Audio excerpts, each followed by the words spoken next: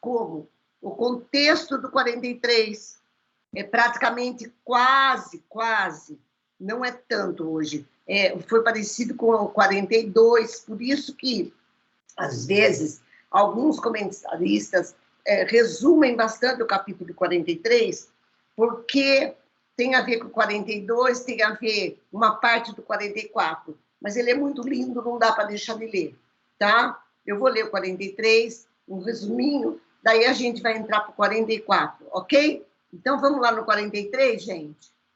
Tá? Então, vamos lá. Pedindo ao Senhor, né, gente?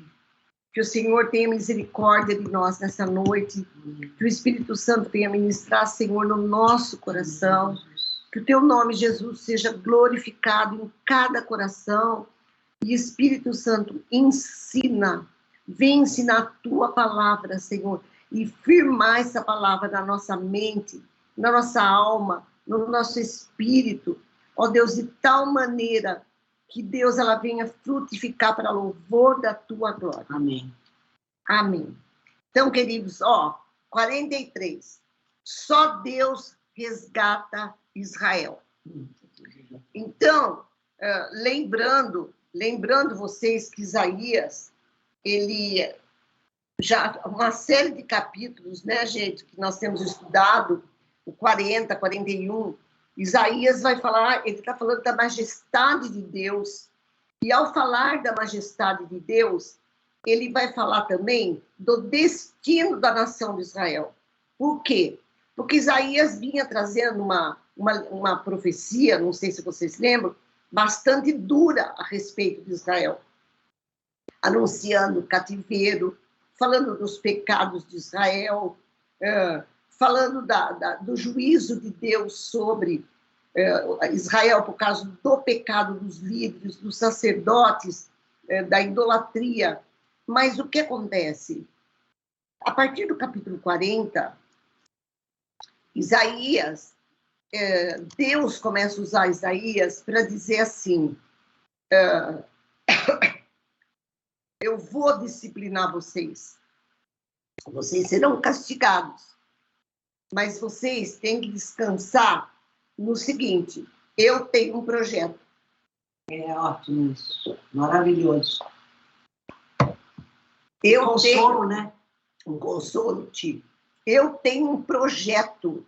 Eu tenho, e vocês vão ter que entender que mesmo na aflição, na dor, eu estou no controle. E vocês são meu povo, é isso que Deus vai falar nesses capítulos. Vocês são meu povo, e o povo da aliança. Eu tenho um pacto com vocês. Ainda que vocês tenham quebrado várias vezes esse pacto, eu sou fiel, eu não vou quebrar. Por isso que ele vai falar da sua majestade, tá? Porque Isaías, nessa altura, já tinha profetizado bastante a respeito do cativeiro. Então, olha que coisa mais linda. Um pouco antes, ele fala sobre a cegueira de Israel, tá? Mas agora, no capítulo 43, ele vai falar, só Deus resgata Israel. Então, vamos lá, essa coisa linda que a gente ama quando a gente... vou abrir a Bíblia para Deus falar comigo. E quando cai aqui, você fala, oba! É maravilhoso, né? Eu nem tento fazer isso, só cai Ezequiel para mim. Olha lá. Vamos lá. Mas agora, assim diz o Senhor que te criou, ó Jacó, e aquele que te formou, ó Israel, não temas, porque eu te remi. Chamei-te pelo teu nome, e tu és meu. 2. Quando passares pelas águas, eu serei contigo. Quando pelos rios, eles não te submergirão. Quando passares pelo fogo, não te queimarás, nem a chama arderá em ti, porque eu sou o Senhor teu Deus, o Santo de Israel, o teu Salvador. Dei o Egito por teu resgate, a Etiópia e Sebá por ti, visto que foste precioso aos meus olhos, digno de honra, e eu te amei. Darei homens por ti e povos pela tua vida. Não temas, pois, porque sou contigo.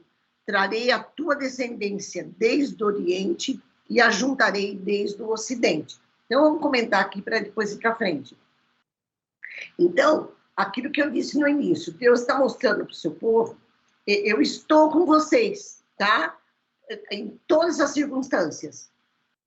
Tem aflição, tem dor, tem perseguição, morte, mas tudo está debaixo do meu controle, porque eu sou fiel na promessa que eu fiz a vocês, tá? Mais para frente, no 44, ele vai falar, agindo eu, quem impedirá, tá? Então, o que ele está falando para o povo? Não fiquem desesperados, porque até o cativeiro que Isaías vem profetizando, a minha disciplina é para o bem de vocês, porque eu amo vocês, claro. Então, vocês não precisam temer nem o cativeiro. Descanse em mim e se entrega ao que está acontecendo. Daí ele fala assim, eu resgatei, eu formei vocês. Sim, Jacó eu formei. Ele está falando o quê? Da nação. Ele formou, ele gerou uma nação no Egito, nós sabemos disso. Lembra? Jacó desce lá e fica lá no Egito, e Deus gera uma nação lá.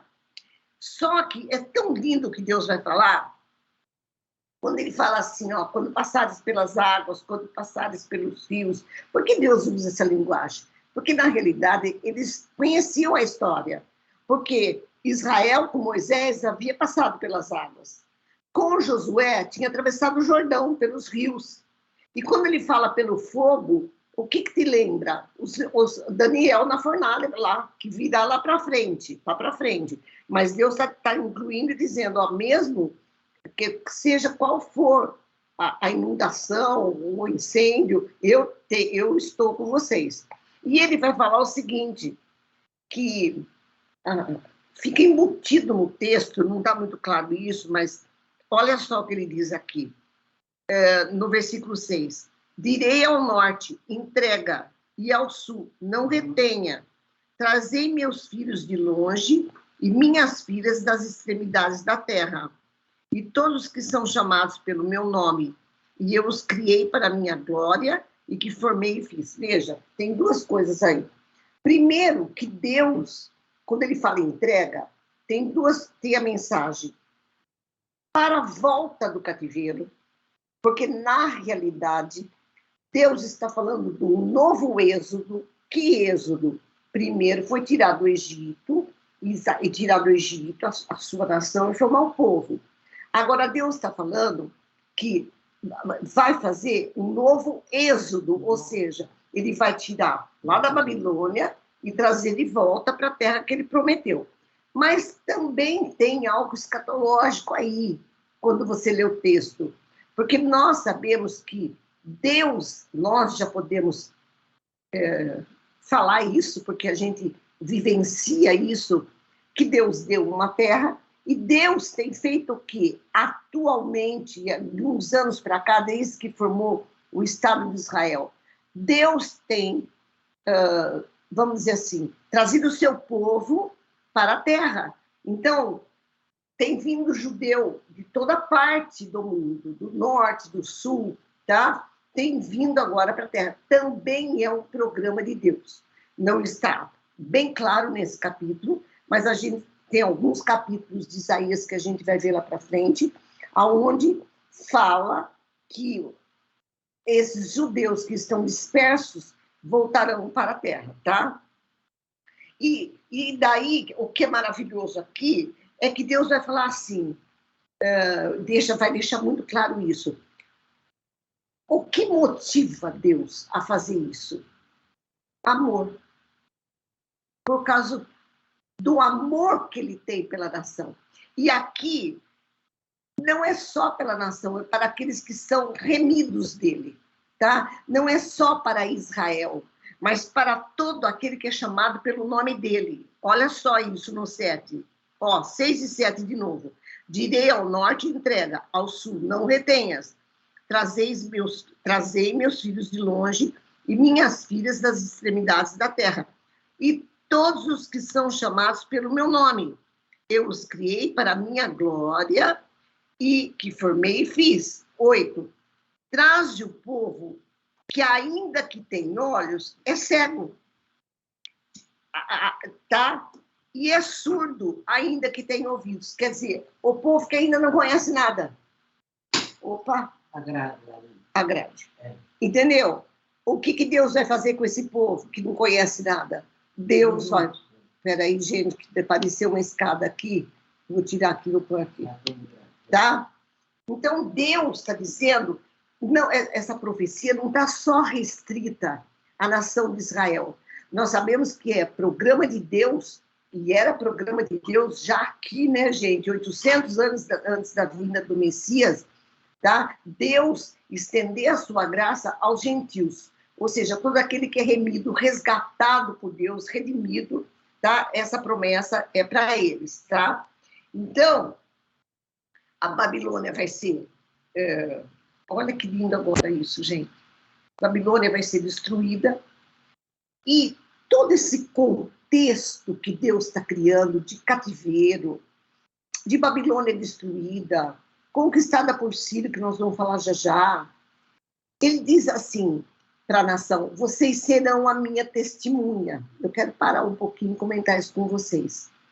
Quer dizer que, então, a nação debaixo de cativeiro e volta e cai cidade, e fica cidade, é testemunha. Deus cria circunstâncias para o seu povo onde o nome dele é glorificado. Por exemplo, o povo dele, Deus destruiu uma Babilônia para quê? Para que seu povo saísse de lá. Então, várias vezes no Velho Testamento, você vê Deus glorificando o nome dele em eventos parecidos com esse, não é? Por exemplo, no Egito. Por que Deus endureceu o coração de Faraó? Não é? Ele fala o quê para Faraó? Eu te chamei, Faraó, endureci teu coração. Para quê? Para que meu nome fosse glorificado. Então, por tabela, adivinha o que acontece? Israel é testemunha de que só o Senhor é Deus. Está dando para entender? Que ninguém tem um Deus capaz de fazer o que ele fez e o que ele faz. E daí, gente, ser testemunha do Senhor, às vezes, custa caro. Não é? Porque, às vezes, você vai trilhar pelos mesmos caminhos. Deus vai criar circunstâncias de aperto, circunstâncias estranhas a gente, onde, tá? Muitos verão que o nosso Deus é o único Deus. E é errôneo a gente pensar que o povo vai ver que o nosso Deus é o único Deus porque a gente tem de tudo, porque a gente não passa por nada, porque a gente não fica doente, porque tudo que eu quero eu tenho. É mentira, não é verdade? Quantas vezes Deus permite até enfermidades e glorifica o nome dele na nossa enfermidade. Amém. Nem sempre curando, porque às vezes ele nem cura, mas a testemunha que ele escolheu está lá dizendo: eu esperarei no Senhor. Lembra Jó? Jó reclamou pra caramba, gente. Mas Jó não é até hoje uma testemunha do Senhor? É, de que só o Senhor é Deus. O que Deus fez depois de passar tudo aquela peneira na vida de Jó? Ele restaurou a vida de Jó. E todo mundo que sabe, o Deus de Jó é o único Deus. Por que Deus também está fazendo esse contexto, gente? Porque vocês não podem esquecer que um dos motivos que levou a nação para cativeiro foi a idolatria. Tá? O pecado da idolatria. Então é como se Deus falasse, vai falar lá para frente, como que um ídolo, como é que um ídolo poderia, um falso Deus poderia fazer isso? Não.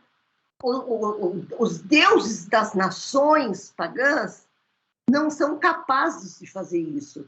Por quê? Porque eles são de pedra, de pau, e tem boca que não fala, a gente sabe disso. mas o nome do Senhor é glorificado na vida do seu povo.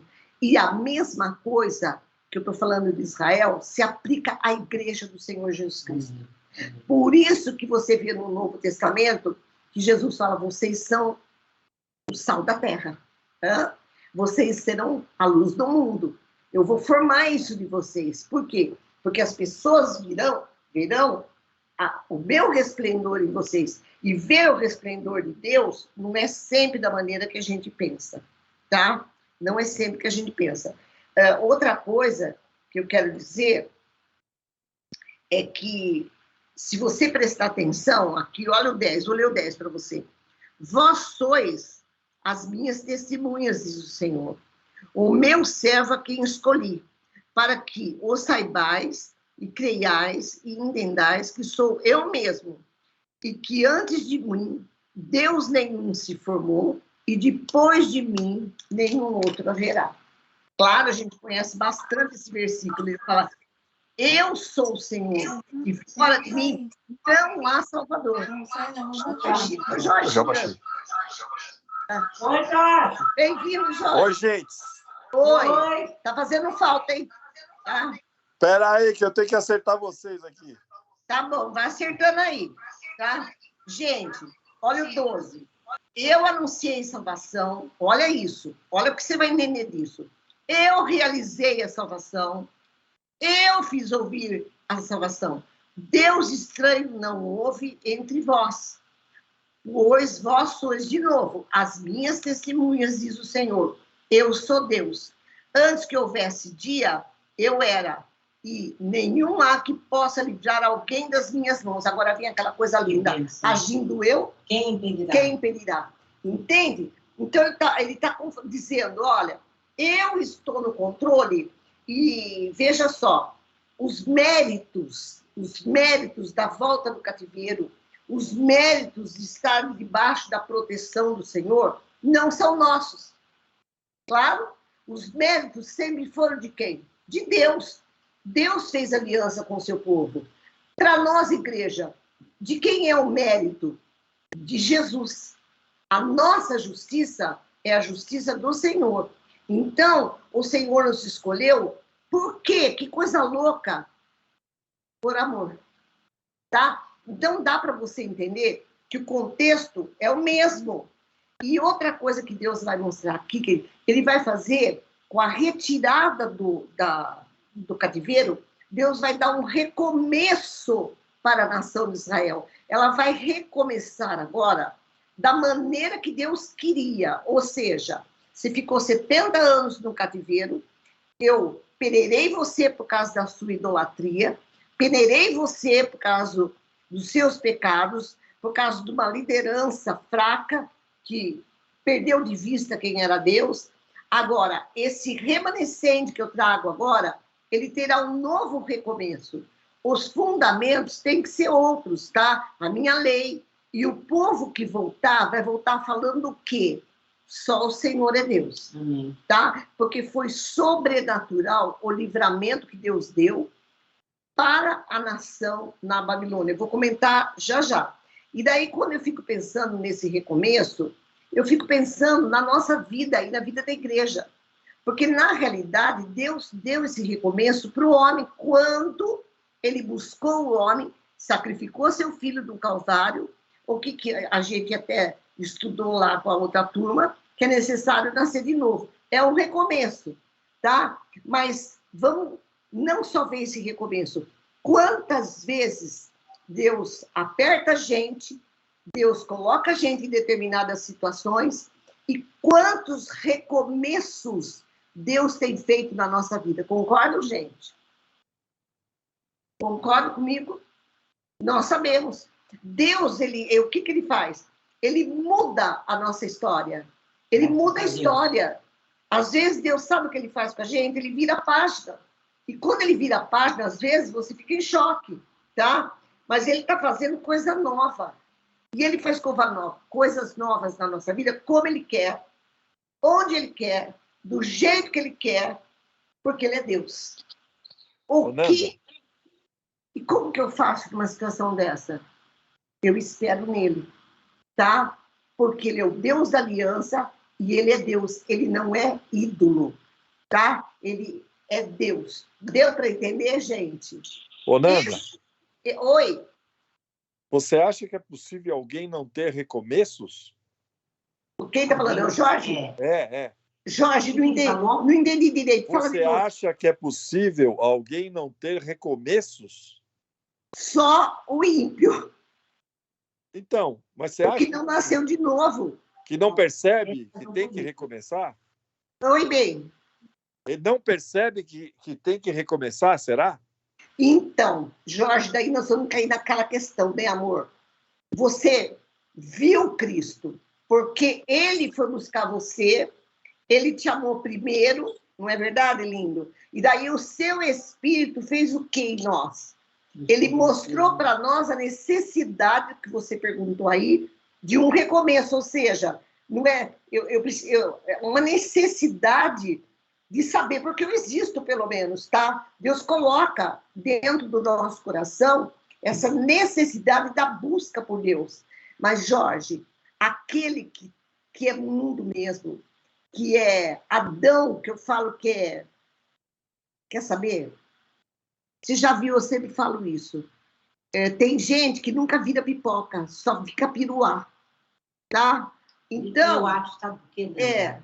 Que quem não tem o Senhor, ele para a vida, ele próprio, na própria força. Ele diz, eu não quero mais essa vida, eu vou querer outra. Daí ele recomeça. Mas que recomeça? Peraí. Daí anda mais um pouco, também não quero essa, vou recomeçar. Que na realidade não é uma mudança de história. Sim, não é só tentar, tem tentativas de começar a história. Porque uma nova história só o Senhor. Se mudar, você fica mudando o mundo e as coisas, achando que você está mudando o mundo e as coisas, você não está mudando nada, né? Sim. Você não está mudando, você não está mudando. Exatamente. Isso, Jorge. Tá? E você tenta mudar. Jorge, que frustração. Pensa, Jorge, sem Cristo, quantas tentativas de recomeçar ou fazer algo novo que dá tudo errado. Sim. Ou seja, não satisfaz, não é recomeço. Quando eu falo aqui do recomeço de Deus, eu coloco a vida de Deus em nós. Uma nova história. Uma nova história. E essa nova história que Deus está gerando na sua igreja e para Israel, sempre não podemos perder de vista. Ele fala, eu sou o eterno. Entendeu? Eu sou aquele que existiu sempre. Então, Deus trabalha em eternidade conosco, não no transitório. Então, esse recomeço vai glorificar Deus eternamente, Jorge. Entendeu, querido? Por toda a eternidade. O que não acontece antes ou do ímpio que nunca veio Jesus. Entendeu? Ele precisa-se do recomeço. Mas esse recomeço vem do céu para a terra. Nunca vai da terra para o céu, né? E é pura graça e amor de Deus. Fala, Jorge. Eu tive alguns recomeços, Nanda, desses que você falou, que são os fúteis. Então, eu sempre trabalhei para ter coisas. Então, eu trabalhava em 2, 3 lugares, procurava ser comerciante, sempre para poder acumular as coisas, para poder fazer as coisas, para poder... Não consegui nada. Né? Eu sei. Você fica correndo atrás. Eu falei isso quando eu conheci a Letícia. Você fica correndo atrás. A nova mudança... agora, eu acho que eu mudei umas 3, 4 vezes já, mas no espírito, na coisa, na vivência, sabe tudo. Aí é diferente. E agora, aí, a consequência disso que é legal. Isso, Jorge, isso. Jorge, posso falar uma coisa para você? Você está falando assim agora. Você vê o aperto e o apuro que você passou aí, tá? Então, veja só. Algo que, sabe o que aconteceu? Testificou a glória de Deus na tua vida. Sim. Concorda, querido? Sem dúvida. Isso. Para nós, igreja, que olhamos o que você passou e a Rose passou, o que nós vimos? Nossa, olha que Deus maravilhoso, o que ele fez para o Jorge e o que ele fez para a Rose. Entendeu, querido? Agora, para ser testemunha, olha o que você teve que passar. Caramba, né, Jorge? Por isso que eu falo que, às vezes, as pessoas entendem errado. Eu quero ser testemunha do Senhor. Ai, ai, ai. Você não sabe o que é ser testemunha do Senhor. E como é que Deus resolve glorificar a vida dele na vida de um homem. Então, às vezes, você vê um evangelho falsificado, falando, vem, que você vai ser testemunha Porque, ó, o que Deus deu para mim, ó, vim aqui te falar que Deus me deu o carro do ano, ai, me poupe, entendeu? Então, não é desse recomeço, nem dessa vitória que a gente fala, isso não glorifica o nome do Senhor. Concorda comigo, gente? Eu acho que o exemplo de recomeço seria o filho pródigo, que tentou recomeçar e não conseguiu. Você viu o filho pródigo, coitado, pegou toda a grana, o que aconteceu? Foi recomeçar onde? Na casa do pai. Entendeu? Mas olha que lindo, o pai deu para ele um novo recomeço, ele voltou para a casa do pai, isso mesmo, Fábio. E isso é lindo demais, não é? Tá? Agora... E é a nossa história, né? Isso, bem, a nossa história. Deus mudou... Mas, ó, posso falar uma coisa sobre o filho Fala, pródigo? Nara. Eu tava, assim, que eu estou pensando. Ele tentou um recomeço por conta própria. Claro, amor, ele largou Deus e foi embora. Pai, né?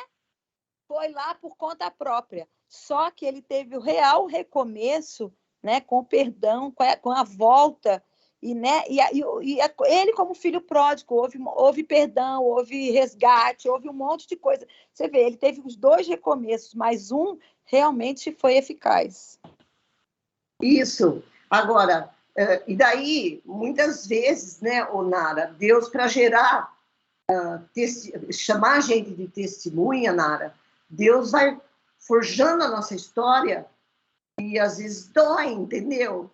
Mas no fim de tudo você vê que Deus é Deus no projeto. Ele nunca Deus está à parte do que acontece na vida do seu povo. Nunca. Aliás, nem na vida do ímpio. Mas particularmente Deus cuida do seu povo. E ele programa aflições até na nossa vida. Mas a aflição que Deus programa para nós glorifica o nome dele. Amém. Tá? Amém. E às vezes Oi? Eu acho que dói todas as vezes. Não só às vezes. A maioria. Eu não queria falar tão explicitamente. Todas as vezes eu falo. Mas sabe, querida, o nome dele é glorificado. E posso falar para você? Às vezes você não vê, mas o céu vê, os anjos veem, tá? E o mundo vê. E Deus vai forjando e mostrando para nós que ele é Deus. Ele é Deus. Então, quando Israel voltou do cativeiro, voltou com isso no coração. Só o Senhor é Deus. Entende?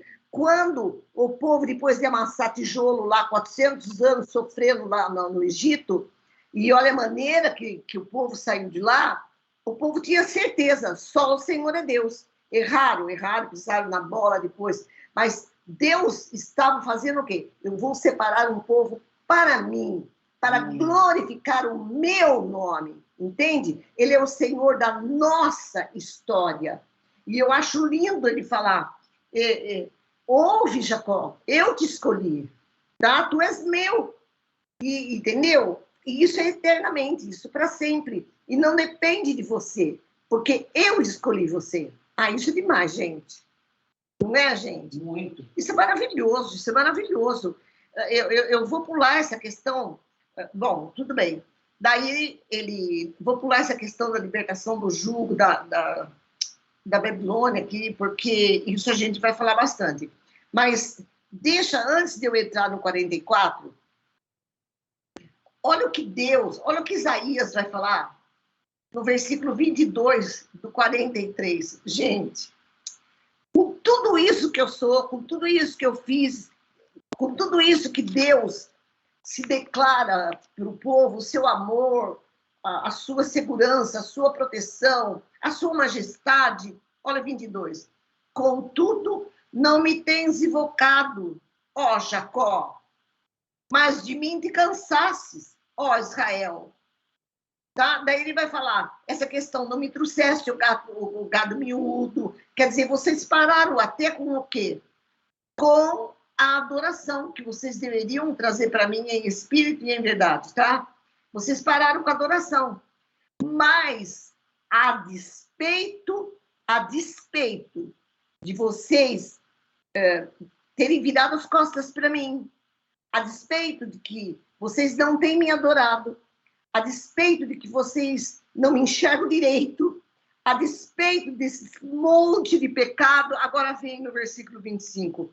Mas eu mesmo, sou o que apago as tuas transgressões, por amor de mim. Agora, olha, quer morrer de lindo? E dos teus pecados, não me lembro.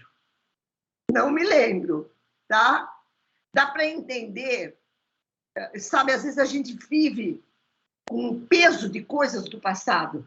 Dá para entender Paulo falando assim, ó, quer saber, gente, deixando para trás as coisas que ficam, eu prossigo para o alvo, tá? O que ficou, ficou. Eu sou do Senhor agora. Daí ele fala no 26, desperta minha memória. Vamos entrar em juízo. Apresente as tuas razões para que possas você ter alguma justificação. Teu primeiro pai pecou. E daí fala, é Jacó. Mas vamos lá. O primeiro pai que pecou de tudo foi Adão. E os teus guias também, tá? Vamos lá para frente, prevaricaram contra mim.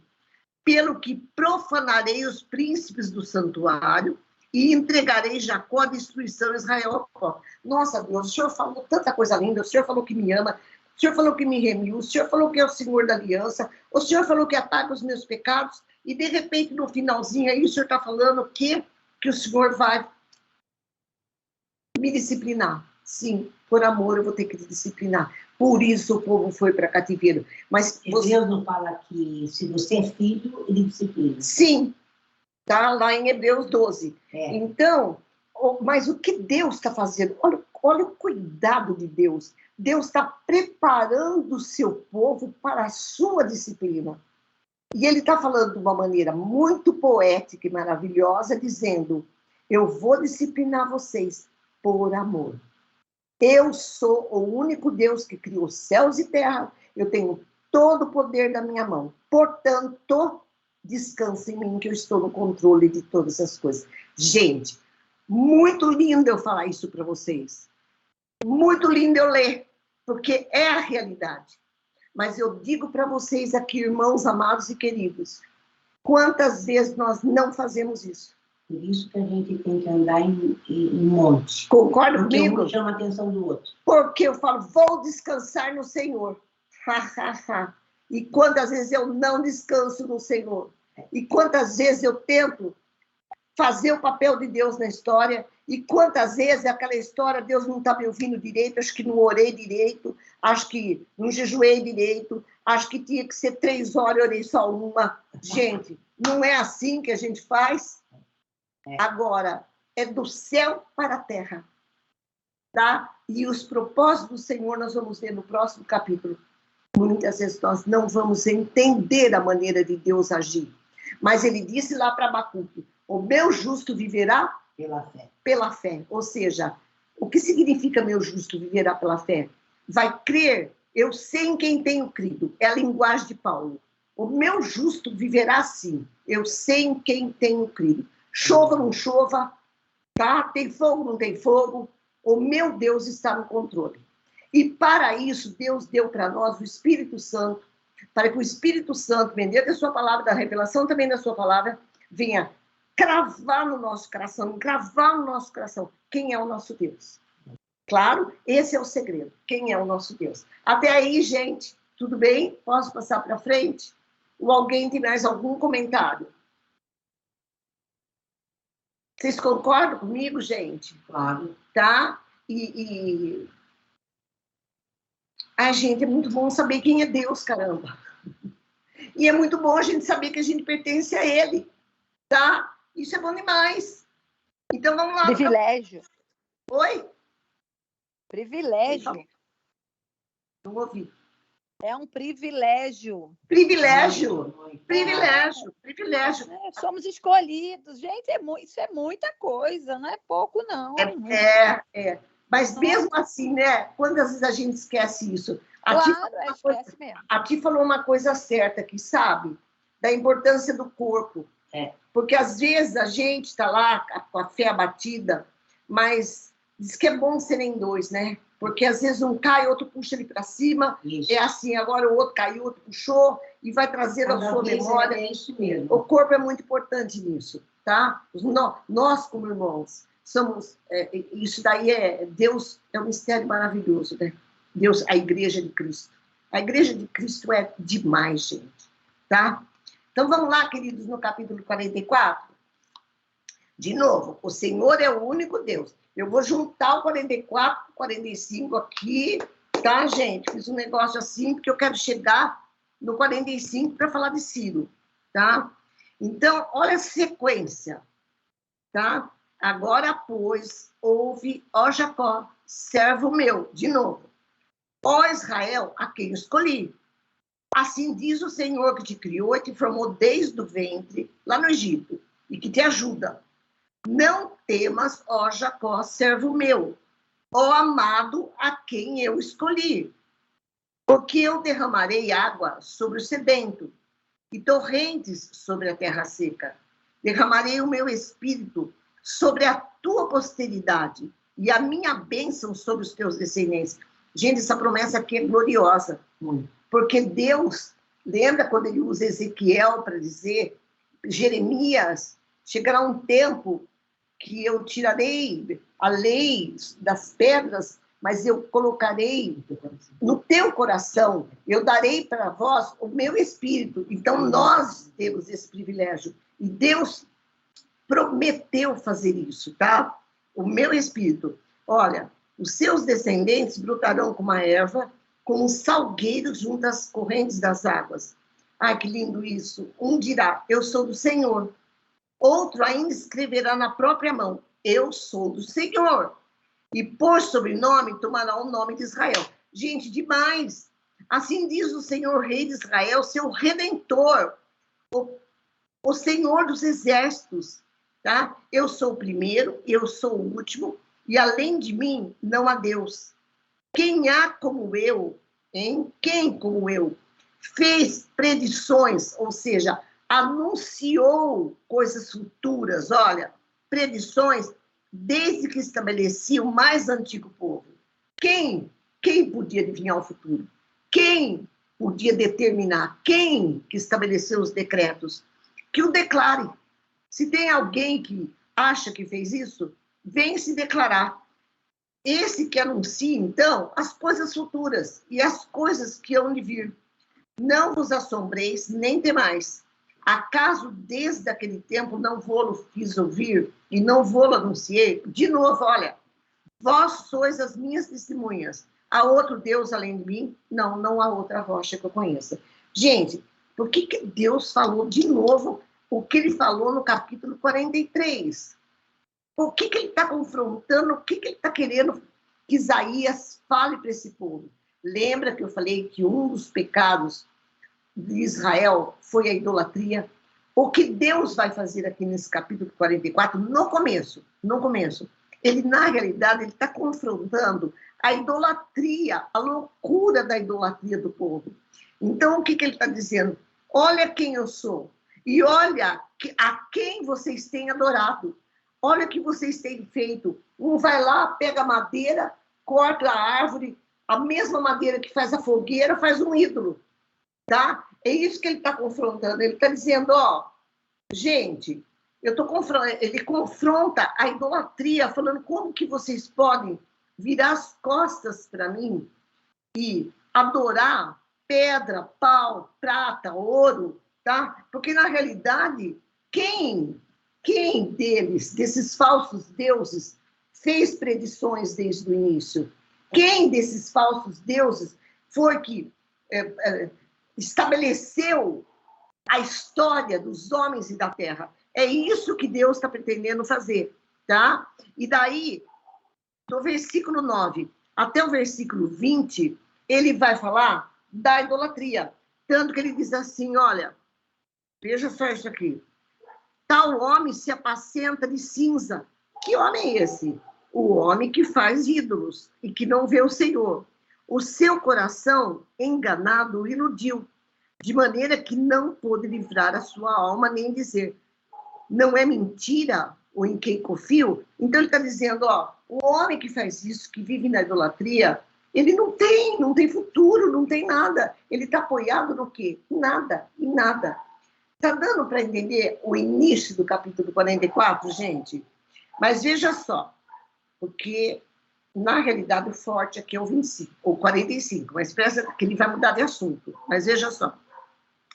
Então, Deus está dizendo que ele é o único Deus, que o povo faz essa loucura de adorar ídolos, mas olha agora, ele repreende e agora ele entra de novo com o seu amor.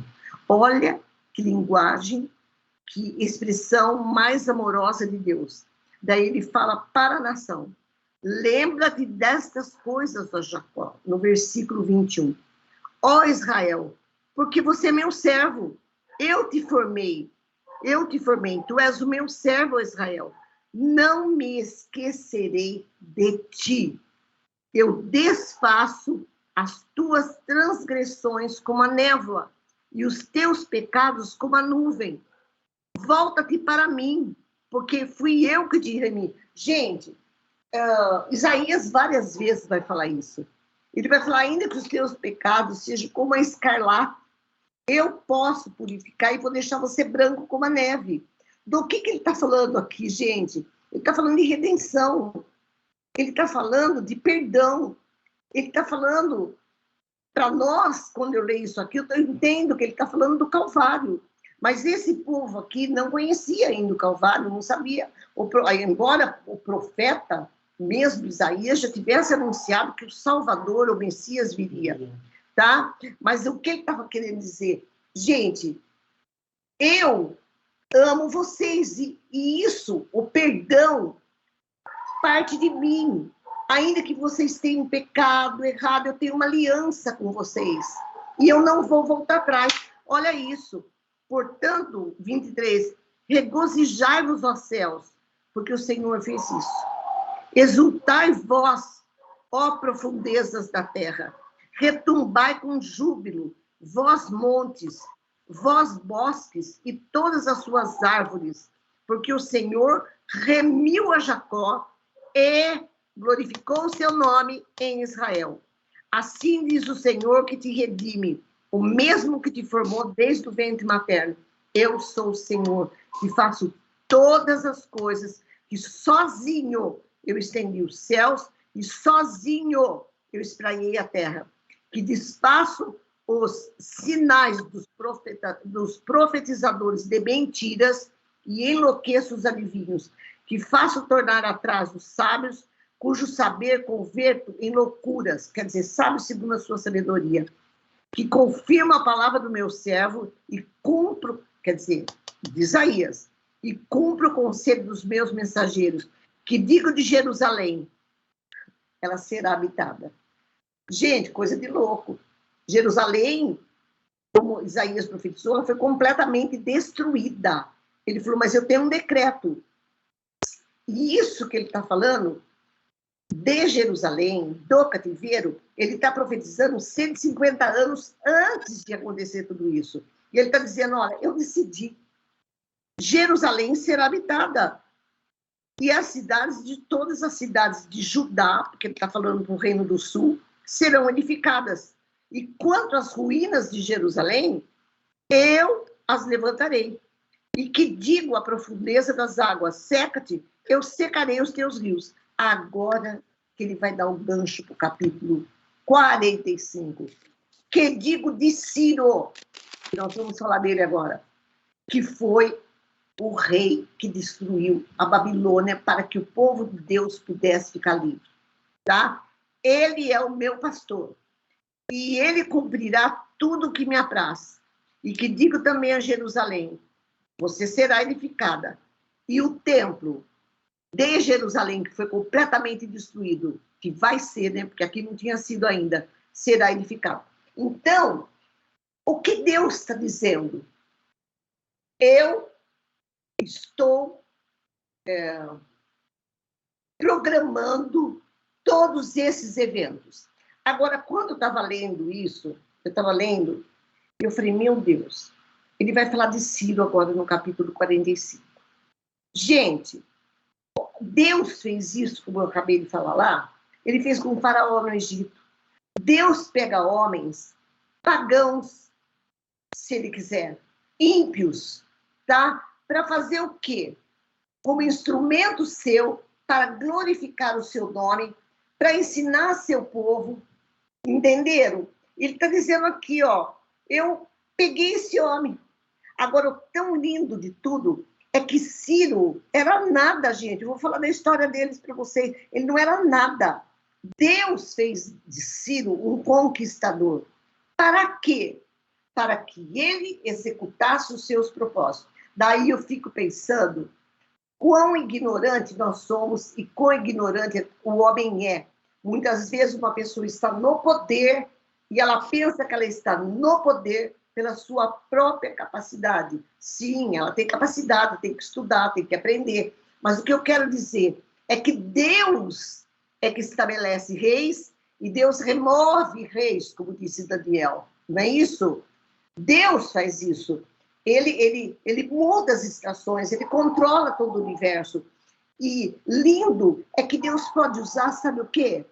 Um pagão na minha vida, na tua vida, para fazer o quê? Para gerar a história que ele sonhou a teu respeito antes da fundação do mundo. Coisa de doido. Coisa de doido. Quando você vê, às vezes, até um rei pagão, e a gente pensa que ele está lá por causa do seu poder, por causa da sua força bélica, o que não é verdade. Ele está lá porque Deus está deixando ele estar lá. Então, Deus controla as nações. E isso é maravilhoso, porque quando você lê isso, você saber que... Parece tão teórico, mas saber que no meu cativeiro, Deus programou meu cativeiro. Entende? Isso é muito bom. Deus, eu estou nessa situação, programa teu. Não é diabo. Escuta, gente, não adiantava repreender. Vamos repreender. Repreender o quê? Não era diabo, é Deus moldando a história. Deus, quando quer usar o diabo, ele usa também. E quando ele usa o diabo, não adianta expulsar, porque o diabo não vai, porque ele está ali porque Deus mandou. Tá? Agora, então, isso vai fortalecendo no nosso coração não só a fé em Deus, gente, claro, a fé, mas quão maravilhoso é ter esse Deus. Primeiro, saber que ele existe, é maravilhoso. Como o Jorge comentou antes, que tem gente que não sabe.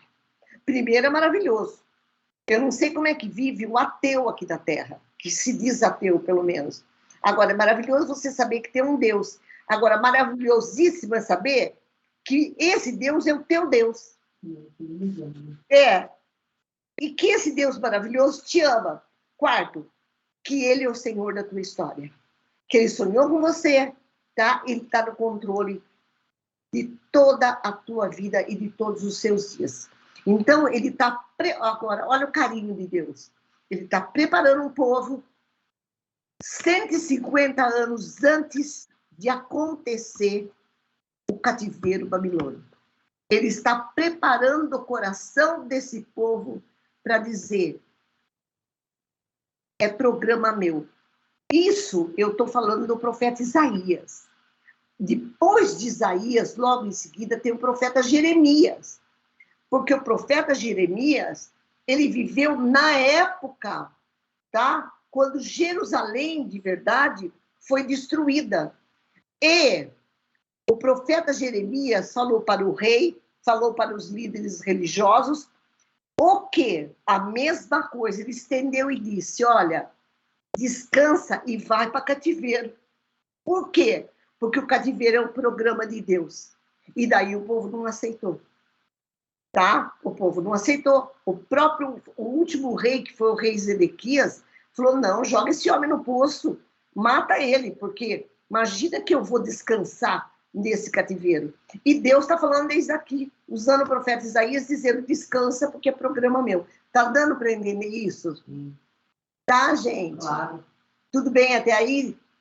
Tá? Que o Espírito Santo venha falar no nosso coração. Enquanto isso, ele está forjando o nosso... Que essa palavra, ela saia da letra. Que o Espírito Santo venha forjar em nós, mostrar para nós quem é o Deus a quem pertencemos, entendeu? Que esse Deus tremendo não era só o Deus de Jacó, nem o Deus de Israel, que às vezes tanta igreja erroneamente idolatra. Ai, queria ser judeu. Ai, fica quieto. Ó, presta atenção. É o nosso Deus, por quem Jesus morreu. Então, vamos lá. Agora ele vai falar da história. Nós vamos entrar finalmente no capítulo 45 e nós vamos falar sobre Ciro ser um instrumento na mão do Senhor, tá? Então, vamos lá. 45. Assim diz o Senhor ao seu ungido. Ungido aqui não é no mesmo sentido de Jesus Cristo, hein? O ungido de Deus. Ungido por quê? Porque os reis eram ungidos. Por exemplo, Saul foi ungido, Davi, ungido rei. Então, como Ciro se tornou rei, ele fala ungido. A quem tomo, rei pagão, hein? Pela mão direita, e vou usar ele para fazer o quê? Para bater as nações perante a sua face, e de cingir os lombos dos reis, para abrir diante dele as portas que não se fecharão. Olha o que ele fala que ele vai fazer com Ciro. Eu irei adiante de ti, quer dizer, irei adiante de Ciro, endireitarei os caminhos tortuosos, quebrarei as portas de bronze, despedaçarei as trancas de ferro. Tá? Olha a promessa para Ciro. Vou te dar tesouros escondidos, riquezas encobertas. Agora, para quê? Olha só, para que saibas que eu sou o Senhor, o Deus de Israel, que te chama pelo teu nome. Tudo isso por quê? Por amor do meu servo Jacó e de Israel, meu escolhido. Eu te chamei pelo teu nome, Ciro, e te pus o sobrenome. Ainda que você, o quê? Na minha Bíblia fala o quê? Você não me conhece. Por que eu quis vir até aí? Porque tem gente que fala assim. Gente, Ciro, Deus chama de pastor. Deus chama Ciro de ungido. Com certeza Ciro era convertido. Não era, não. Tá? Não era, não. A grandeza disso está em você ver. O homem era pagão. Deus sonhou com Ciro lá e formou Ciro para fazer o que ele fez. Mas ele conhecia, inclusive, as profecias a respeito de Israel, quando ele conquistou Babilônia. Por isso ele libera o povo de Israel. Mas isso não quer dizer que Ciro se rendeu ao Deus de Israel assim, ele é meu Deus. Não. Ele era instrumento porque ele estava debaixo, Deus inclinou o coração dele. Tá? Deus faz isso. Deus inclinou o coração de Ciro para fazer a vontade dele. Tá dando para entender isso? Tá, gente? Tá? Então, de novo, agora vamos entrar lá. Então, Deus é o Senhor da história. Tudo serve ao propósito do Senhor. Voltando a falar, nações governantes estão na mão do Senhor. Tudo está sujeito ao poder de Deus, tá? Deus, então, comissiona Ciro. O que significa comissionar Ciro? Ele está pegando um instrumento para ele. Mas aqui, no versículo 8, olha o que ele vai falar. Destilai os céus dessas alturas e as nuvens chamam justiça. Abre-se a terra e produz a salvação. E juntamente com ela brote a justiça. Eu, o Senhor, os criei. Ai daquele, 9, que contende com o seu Criador e não passa de um caco de barro entre outros cacos. Acaso dirá o barro ao que lhe dá forma, que fazes? Ou a tua obra não tem alça, eu queria uma alça. Vocês lembram de alguma passagem, gente, no Novo Testamento? Alguém lembra? Quem lembra? Onde tem isso aqui no Novo Testamento? Ó, ai daquele que contende com o seu Criador e não passa de um caco de barro entre os cacos. Eu amo toda vez falar, vocês vão falar de novo, Fernando, você vem com essa história. De novo você vai falar desse capítulo. De novo. Romanos 9, tá? Romanos 9, tá? Onde ele fala, eu inclinei o coração de Faraó, tá? Eu escolho quem eu quero, não depende de quem corre, nem de quem quer, mas Deus tem misericórdia, porque eu sou Deus. E daí Paulo fala assim, você dirá ainda, então quem pode com Deus? Daí Paulo o que fala? Escuta, pode o barro discutir com o oleiro? Hein? Se ele resolve fazer um vaso para honra, outro para perdição, então a mesma coisa. Ele está dizendo o quê? Olha o meu poder. Eu controlo todas as coisas. Daí você pode falar assim, puxa vida, ô Fernanda, mas Deus controla todas as coisas assim, dessa maneira? Qual a minha participação nisso daí? A minha participação, querido, é me submeter a esse Deus glorioso e falar, Deus, toma conta da minha vida, porque quer saber? Tudo que eu tomo decisão por mim mesma, eu piso na bola mesmo. Que delícia saber que o Senhor pega as coisas erradas e as decisões erradas que eu tenho e faço tantas vezes, e o Senhor me ama e me perdoa, e aí, a despeito de tudo que eu faço, o Senhor recomeça direito para mim. Entende? Porque Deus não está preocupado com o teu transitório, com o meu transitório. Deus vai no transitório nos guardando, mas Deus, no nosso transitório, ele vê você na eternidade. E ele aproveita a circunstância para criar em você o homem eterno que ele sonhou com você desde antes da fundação do mundo. Tá dando para entender, meus queridos? Tá? Então, isso para mim é demais. Isso para mim é demais, é demais, é demais. Tá? Olha o que ele fala no versículo 13. Eu, na minha justiça, ou seja, eu, na minha justiça, os meus decretos que são justos, absolutamente justos e santos, suscitei a Ciro, tá? E a todos os caminhos endireitarei. Ciro vai edificar a minha cidade. Olha, gente, 150 anos, vai. Libertará os meus exilados, não por preço e nem por presentes, diz o Senhor dos exércitos, tá? O Senhor é que vai fazer isso, tá? Porque o Senhor havia determinado que seria dessa maneira. Daí ele fala no 14, assim diz o Senhor, porque ele vai dar o Egito, Ciro vai conquistar o Egito, vai conquistar a Etiópia. Então ele fala, assim diz o Senhor, a riqueza do Egito, as mercadorias da Etiópia, dos sabeus, homens de grande estatura, passarão para você, Ciro, ó, passarão ao teu poder.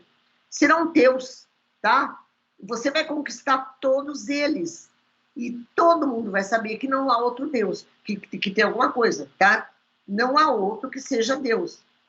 Bom, daí ele diz o seguinte, daí ele, de novo ele vai falar da idolatria. De novo ele vai falar, mas eu quero contar uma história para vocês. A gente está vendo aí o poder de Deus e quando Deus quer fazer alguma coisa. Eu disse para vocês que Ciro não era convertido, você acabou de ler comigo aí que não, de verdade ele não era. Quando você lê a história de Ciro, olha como Deus trabalha na história. Ciro, na realidade, ele assume o trono no ano 559 a.C., tá? Ele conquista a Babilônia 200 anos depois, ele conquista, o Império da Babilônia cai no ano 539. Muito bem, o que acontece com Ciro? Ciro Grande era o pai dele, o Ciro. Quando ele nasceu, eu não sei por que eu não achei uma explicação a respeito disso. Ele manda uma pessoa matar Ciro, porque ele tinha medo que Ciro pegasse o seu trono. O avô chama o pai dele chamava Cambises, o avô chamava, deixa eu ver aqui, marquei o nome, Astíages, e eles combinaram de dar fim a Ciro. Ciro, então, o cara que foi encarregado de matar Ciro, não mata. Entrega ele para pastores. E pastores criam eles. O que acontece com Ciro? Ciro cresce. O pai dele era do Império Medo, da Média. E o avô também.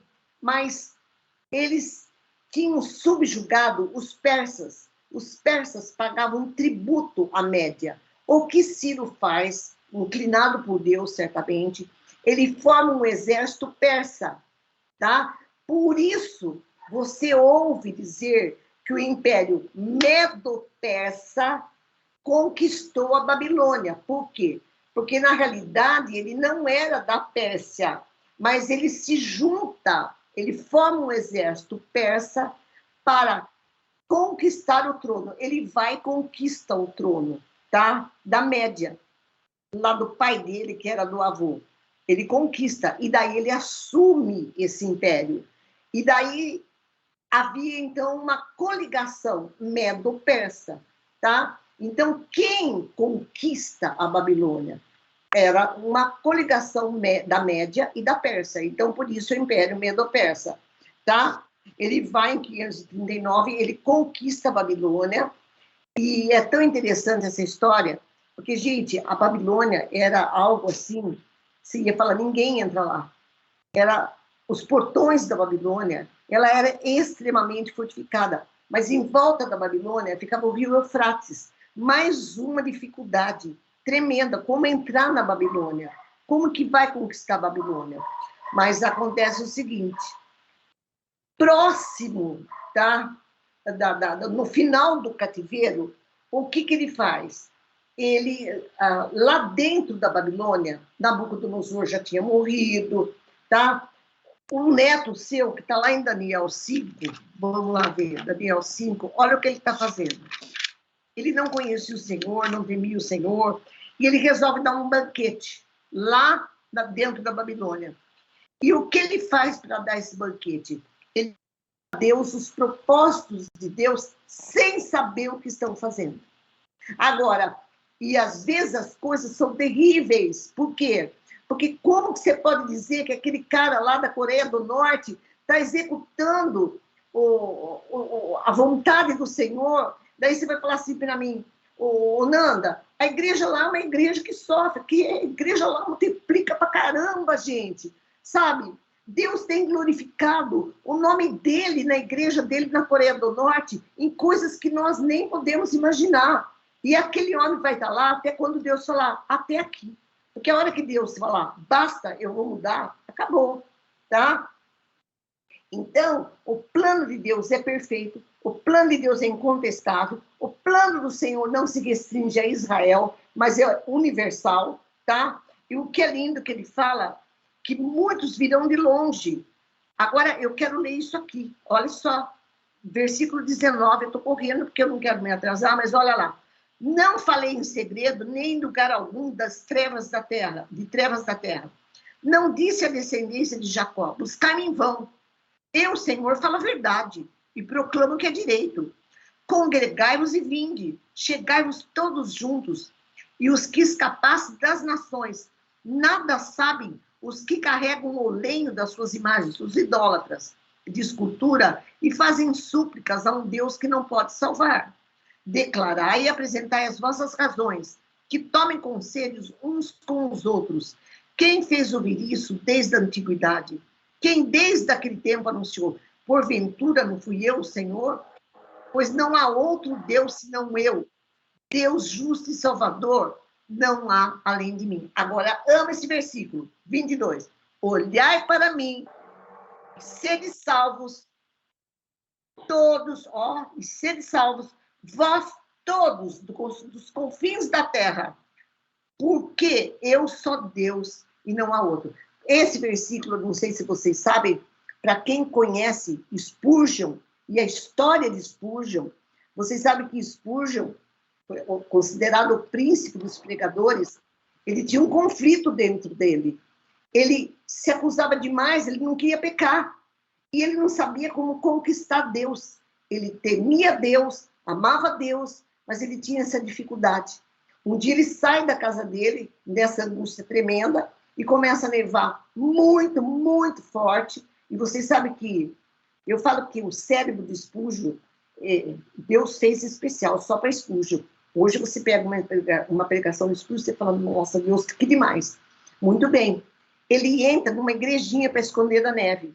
E ali tinha um homem pregando, e esse homem que estava pregando, bem simples e humilde, aponta o dedo para Spurgeon e fala, ô jovem, para você, esse versículo, olhai para mim e sede salvos vós todos os termos da terra. Ali foi a libertação de Spurgeon, porque ele olhou e falou, Então é só olhar para ele. Ele entendeu que a salvação não é mérito humano, mas que a salvação é mérito de Deus.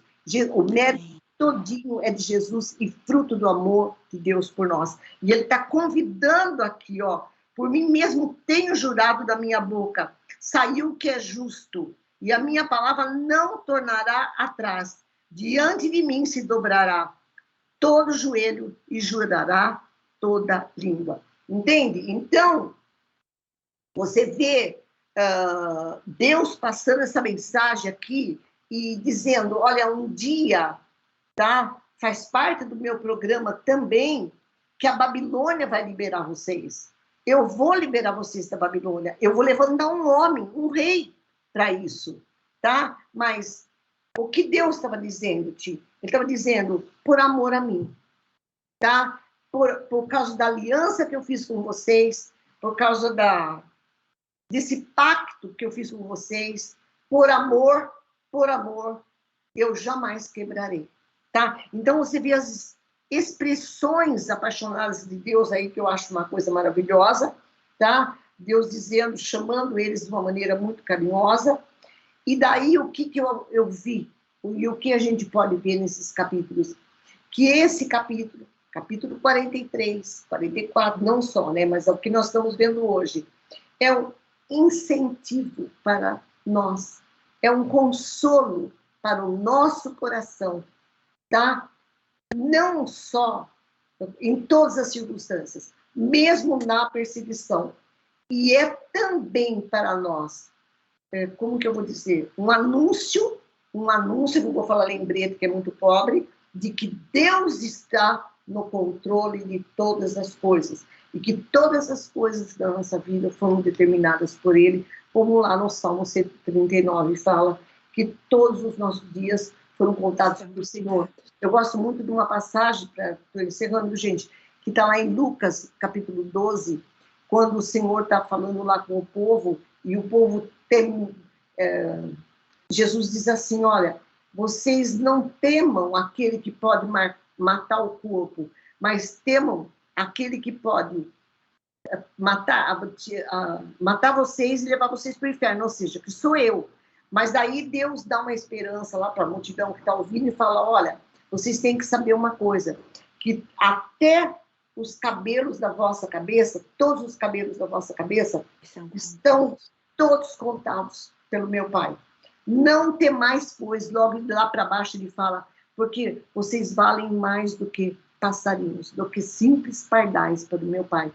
Vocês sabem que pardal custa baratinho, tá? Mas vocês valem muito mais do que muitos pardais. E todos os cabelos das vossas cabeças estão contados. Então, o que eu vejo, gente? Eu vejo a palavra de Deus, mais uma vez, testificando no nosso coração, incentivando o nosso coração, como um óleo mesmo de consolo para nós, mostrando quem é o nosso Deus, que delícia pertencer a esse Deus, mas maior delícia ter sido escolhido por Ele antes da fundação do mundo, sem ter mérito, tá? E saber que eu não sei explicar, tá? Nunca vou tentar explicar, porque eu não sei explicar a majestade e as decisões do Senhor. Eu sou o barro e não o oleiro, tá? Mas eu posso descansar que seja qual for a circunstância, o Senhor está no controle de todas elas, tá? Se for necessário Deus usar, sim, coisas loucas, tá? Para executar os seus planos na nossa vida, Ele vai fazer. Mas eu não entendo, mas eu confio nele, portanto eu posso esperar nele, tá? Porque eu conheço pela palavra e na revelação do Espírito de Deus quem é o nosso Deus. Por isso que Paulo, ele falava mesmo com ousadia, gente, eu sei em quem tenho crido, tá? Eu sei em quem tenho crido, eu sei que Ele é poderoso para cumprir os seus propósitos na minha vida. Deus vai completar a boa obra que começou em nós, e a boa obra que Deus começou em nós, Deus vê a eternidade da nossa vida, e Ele vai continuar essa obra, tá? Porque Ele sonhou com a gente, pagou um preço altíssimo por nós, tá? Que Pedro disse que não foi nem prata nem ouro, mas foi pelo sangue precioso do seu Filho que nós fomos resgatados de uma maneira gloriosa, né? O Calvário. E Deus vai executar essa obra que ele começou por toda a eternidade da nossa vida. Amém, queridos? Amém? Amém. Eu não sei, eu sei que eu falei muito rápido, mas deu para entender o contexto histórico, deu para entender a intenção de Deus em inspirar o profeta Isaías para escrever o capítulo 43, 44 e 45, gente. Sim, deu sim. Bem claro. Entendeu? E daí não é uma delícia a gente sentir isso, gente? Não é uma delícia a gente cair nessa realidade e ver quem é o nosso Deus? Sim. Sim, é maravilhoso, Fernando. Não é? Então, isso para mim, gente, é tão importante, sabe? O que eu quero é que o Espírito Santo, quando vem a aflição na nossa vida, no nosso coração, e as determinadas circunstâncias que vêm para bater a gente possa lembrar que, pelo Espírito Santo, que o Senhor está no controle. Tá? O meu Deus tudo pode. Ele está no controle. É o Deus que criou, sim, céus e terras, e mais do que isso, de uma maneira sublime. É o Deus que se sujeitou a se fazer homem, tá? Homem, e morrer por nós, por amor de nós. Como que eu posso duvidar do amor de Deus? Como que eu posso duvidar do amor do Deus que simplesmente se fez homem e pagou um preço tão alto, né? Que o Espírito Santo fale alto no nosso coração, seja qual for a circunstância da nossa vida. E que, era lá, que como testemunhas do Senhor, o Senhor possa mesmo glorificar o seu nome na nossa vida e que nos ajude a ser sal e luz e glorificar o nome dele em todas as circunstâncias. Amém? Amém. Amém.